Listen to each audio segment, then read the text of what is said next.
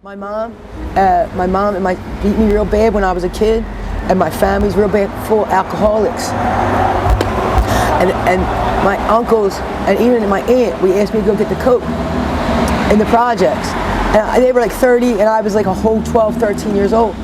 I would go get it and they'd give me little sniffs. But then again, they tell me I'm addicted and I'm an awful human being, they won't help me anymore. So it's okay, I still love them. I would never wait for something. Yeah, so what is your zodiac sign? You a Gemini? I am a Gemini. Shout out to the Geminis. Shout out to the Gemini. Say me get it what? Yeah, Can we get right. It, whoop? I like her. She got sauce to her. Yeah. She got some swag. I got my soul with me, you know? Delicious food. I'm gonna grab a bunch of. Yeah, that's gonna be my dinner. Actually, my lunch. Yep. And I'll grab some fruit. Yeah, help yourself, dear. All right, honey. And then I'm gonna go and do my wake up. After I do my wake up with my drugs, 'cause I don't lie. I don't lie about nothing. I'll do my wake up with my drugs, and I'm gonna go do coloring. The woman named Caroline, she's at Prevention Point, and she works from 10 o'clock till 2 o'clock in the afternoon. Why wouldn't I go there? I told her she acts like she's an aunt or something like that. She's so good to me. So the fact that not that she's handing me money or handing me anything, just because we speak, and Right. she tolerates me talking, and I listen to her. So we about to get started, okay? Okay, I'm ready. Hey, what's up, everybody? Welcome back to Kensington. We are here in the middle of the struggle of our brothers and sisters. And you know, we educate the world to let them know, you know, it's something that led them down this road. So don't judge them. They're human beings. They have families and friends who care about them. Today, while on my walk, I met a very nice lady. How you doing? Hi, how y'all doing? I'm doing. Nice to meet you, Dawn. How old are you? I am turning 50, May 31st today. Oh, wow. Yeah, May 31st. May 31st. I'll be 50 years old. Oh, wow. They look pretty good for being 50. Where are you from originally? I'm from the Northeast. I slept and woke up in Lindenfield Projects. Okay, Northeast, we out there. Yeah. Let's go down memory lane, Dawn. Paint us a picture of your childhood. Well, my mom beat me real bad. She used to, and I'm not supposed to tell it, but it's be a secret for the family. I woke up from a stroke a year ago, and I don't do secrets no more.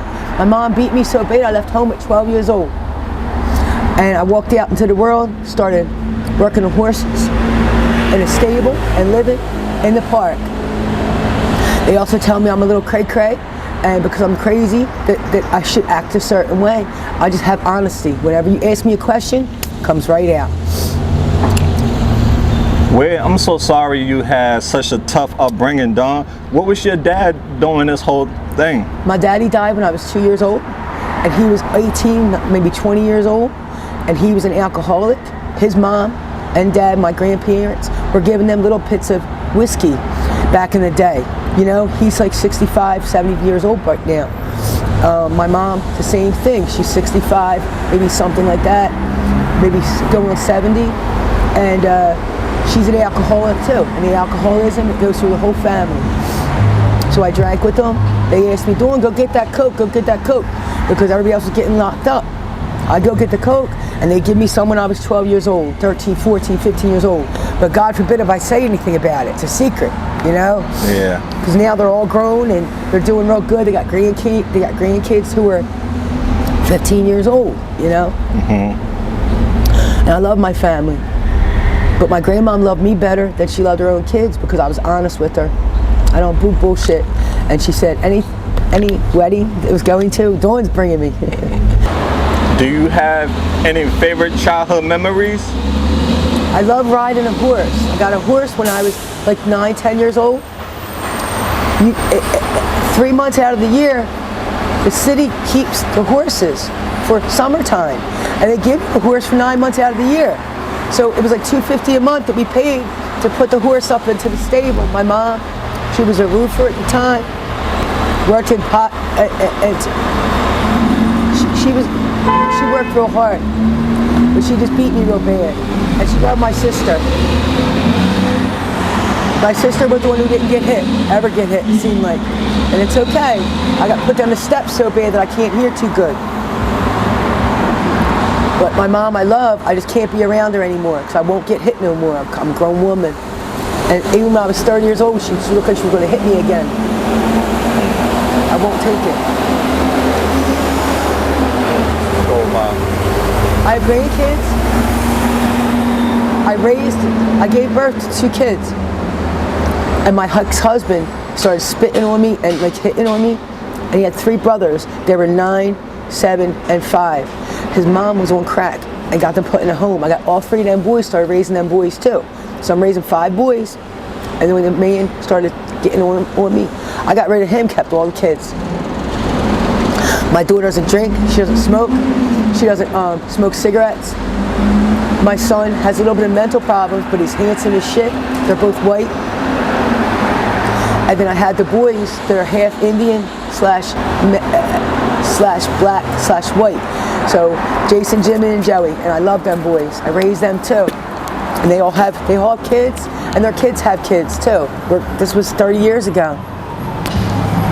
When I was 25, I got the kids to the zoo all the time. I paid $100 because it's $89 to go in for the one day. You pay $110, you get a whole year. And you go for the winter time and you see Santa Claus and stuff like that. And I think it's wonderful that I was able to do stuff like that with those kids.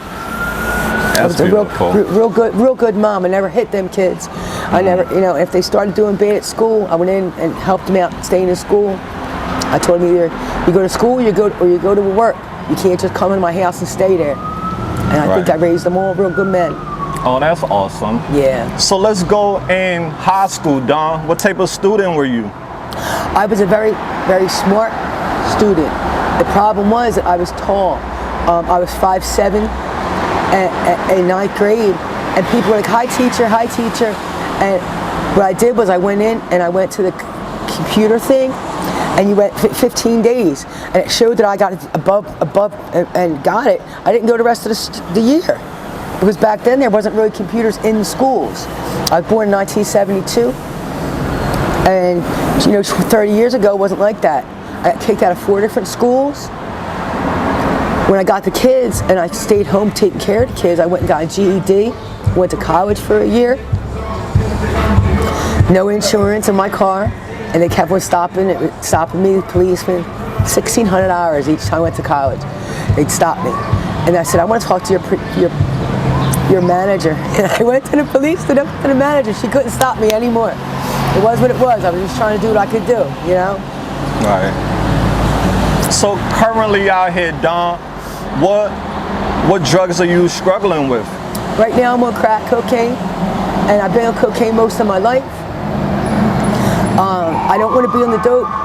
They say the dope hasn't been in Pennsylvania since 2017 or 2018. I'm not on it because I don't want to have to wake up every day and need it, But if they give samples out, I'll go take them. And I know I shouldn't, but I won't take a second day. And I have died a couple times on it. So that's why I'm real careful. I don't want to be using any kind of drugs and dying. So fentanyl and crack you use? Yes, sir. And the fentanyl is in everything. Fentanyl is in dope, it's in crack, it's in everything. And regardless of whether I want it or not, it's in there. So how were you introduced to both of those demons? Well, I was down here 8 to 10 years ago. I came down here, I was dating a man, and the same thing. His son-in-law had a house down here. He was renting the rooms out, and he started hitting me, and I wanted to move out the house. Rented the room for him. Instead, he started hitting me, and the man came over, got me, put me down here in Kensington for the first time. I've never been in Kensington my whole life, and I've been here since like 9 years now. Yeah. And that's what happened with a lot of people. They get stuck out here, right? Can't go any place. And I talk to people sometimes and tell them, Penn's Landing doesn't cost anything. It's okay to get up and go and see the city. It's okay to go fishing at the top of Allegheny. It costs $12 to buy a fishing rod. You don't have to be stuck down here and get beat up. You don't have to get raped. I've been raped. I have been beat up. And it's been happening the past couple months. And I'm homeless again. But the fact of the matter is, I'm trying to do better. I was in rehab not for 30 days, for 67 days. And when I was in for 67 days, they were taking me out. The case manager talked to the SSI, and they shut my shit off.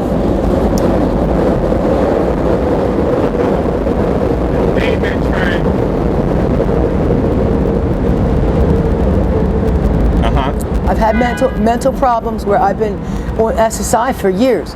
I'm here, my mom had it, and I didn't even know about her. She had me $250 a month doing where I couldn't come in the house, and that was when I was 13. So the fact of the matter is, I had to go to a lawyer and get turned back on again to be able to rent. And the fact that I was doing well, and I was sober for 67 days, I was doing what I was supposed to do, and my money got cut off like that. Makes me out here selling my ass. I gotta do what I gotta do. Hopefully my kids won't find out about this, but they are online, you know? And I never knew that I even had a disease. My mom told me I was such a cunt, I was such a bitch, I was so crazy. A lot of trains around here, right? I think we picked the wrong spot.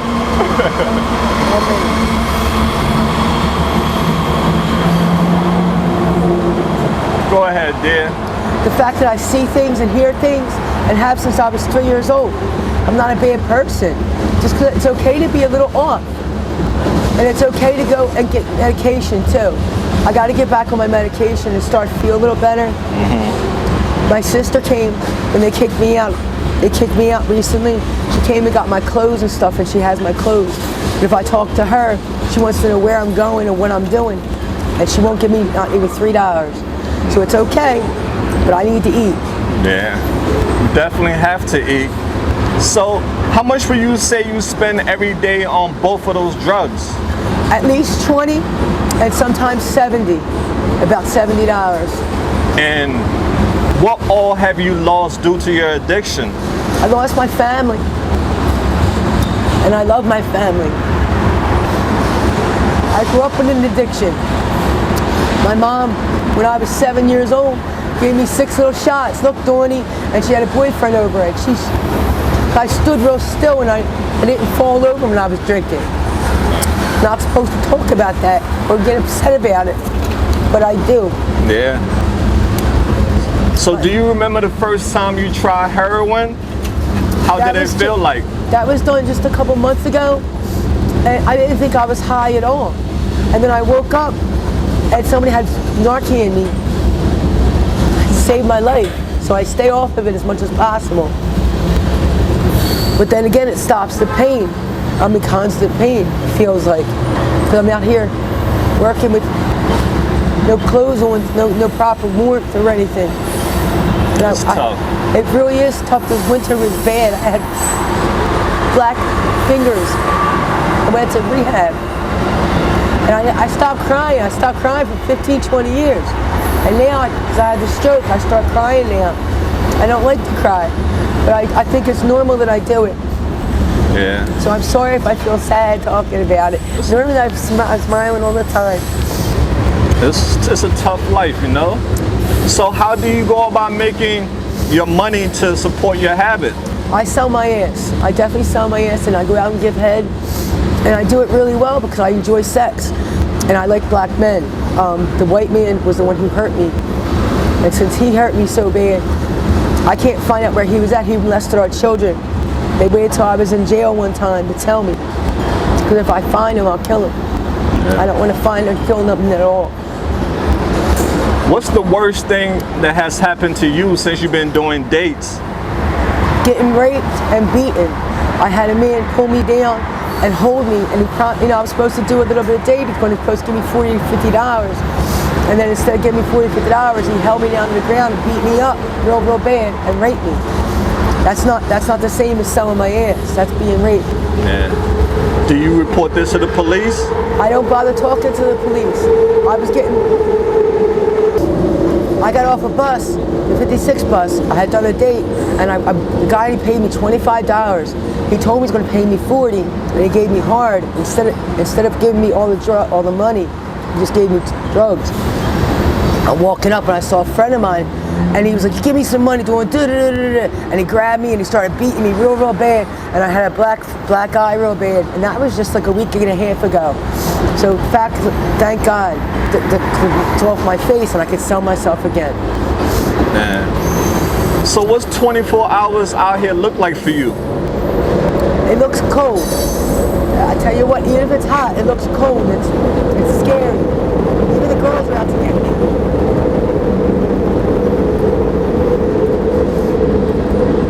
Say that again?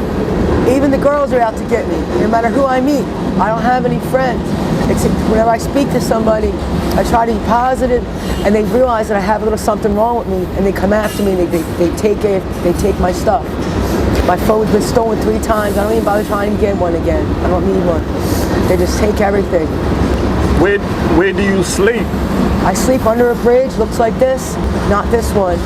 But I live under a bridge, and it's in the tuck so nobody knows about, so they can't find me and rape me. Oh, I'm so sorry. And it rained so bad last night that I went and got one of them things, them blue things to put over top of it, and it stopped it from raining the whole time. How do you stay safe out here? By myself. I stay by myself, and anything starts happening real bad, I walk away. So it's not to be, because the policemen are going to hurt me just as bad as anybody else. And that's the truth. Nobody wants to feed me. Man. I'm going to go to prevention point, and I'll talk to the woman. We'll do some coloring, and stuff like that. And I haven't been there in months. So I went there Tuesday, and they have a TV on. I can watch TV for an hour or so, and sometimes they have lunch. They used to have lunch every day, and now they've had to pull it off because of the COVID and everything. So I'm trying to do the best I can. And I met Malcolm, who's a great soul. Oh, thank you. You're a great soul too. Thank you. God bless you. We got like 5 more minutes and we done. Yeah, because I'm hungry. Yeah, He gave we me got like food, and I'm going to go to something to eat. Yeah. So let's get off topic, then we done, okay? Okay. What are some of your favorite foods? Well, I like to eat, I like fruit. I've been eating a lot of fruit. I lost over 100 pounds when I was at the stroke. I don't eat any fish at all. I'm allergic. I like to go catching fish. Fish is fun. I don't eat them. And anything they can give me is meat or chicken or something like that, I eat. And I'll eat rice. And sometimes if I see a nice woman or a man and I'm down here, they go boop, boop, and they pull over and they give me something to eat. When you were a little kid, what do you want to become when you grow up? I wanted to be somebody who takes care of animals. I wanted to be a doctor for animals. But the fact was, just taking care of other people makes me a blessing. And I did that for the past 20 years. I took care of my grandma. My grandma passed on like a year ago. And I don't know how to act. I don't know what to do. I don't know how to take care of myself or even like myself. So what I'm trying to do is I went to therapy when I was in rehab. They tell me it's okay that I'm an okay person. I should like myself and be good to myself as opposed to other people. I take care of other people so much that I have nothing left. So I'm trying to do better and change myself. Got you. I take the word of no, okay, words no. I don't get myself upset like I used to. Right. Do you have a spiritual or religious belief? I truly believe in God. I truly believe in God and Jesus. And my family's, you like God, And I used to do it by getting on my knees and putting myself in front of the door so nobody can know. And now I don't do a secret about it anymore. I don't do secrets about anything. I do love Jesus. Amen. I won't go into church. A lot of people in church just want to fuck you. And if I want to fuck somebody, just pay me. Where do you believe you'll go when you die? I believe what I do go is to heaven, and I think that sometimes the positive stuff here, heaven is right here with us. I think that a good karma is a beautiful thing, and being positive is a great thing. A lot of people walk around, I don't care if you're rich or you're poor, if you're old or if you're young, they're just miserable because they're not happy about life. I walk around smiling. I'm homeless, and I'm poor and everything else. I'm still walking around happy. That's beautiful. What's your favorite color? I like green. Green? I have green eyes. That's close enough. Oh, that's a green? That's something, right? Like an emerald green? It's close enough to green. So what are some of your hobbies while you're going through that? What are some things you love doing? I absolutely love to read. I can read. I used to read up to 4 to 5 books per time, all at once. And then because of the stroke, I came in, I couldn't talk or walk. I'm gonna grab 2 of these. That's Yeah, okay. help yourself, dear. Because I don't like to take too much of anything, but I could use them. Yeah. Whatever you need. And being able to walk and talk, and being able to read. I started reading again. Now it takes me like a week to read one book now, but I'm still working on it because it makes me a pleasant person. Beautiful. Really, really does. The small things in life can keep people happy. And if you're walking around and you have all this money and you have all this and you have all that, and you're still walking around being mean, stop being mean. Be happy. You know, and it's your choice of how you're going to act.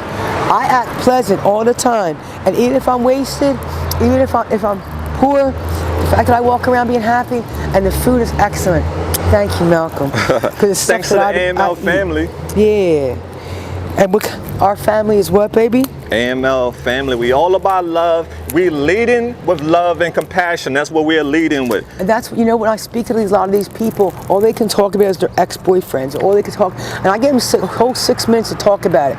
After that, let's change the subject. Let's talk about something positive. Let's talk about a movie you can watch. Let's talk about a book you can read. You know, there's other things, there's other music you can talk, you know, we can talk about, stuff like that. It keeps us moving, it keeps us grooving, and God is good. Amen. He saves my life every day. Because I almost died several times. The fact that he saved me from a stroke, I wasn't even high on the stroke. I woke up in my apartment, having a cup of coffee on the front step, and woke up 2.5 months later in the hospital. What's your name? I couldn't even talk to say what my name was. And I had amnesia. So these things, when I talk to my sister in rehab, oh, that baby that died, mom thinks this and mom thinks that.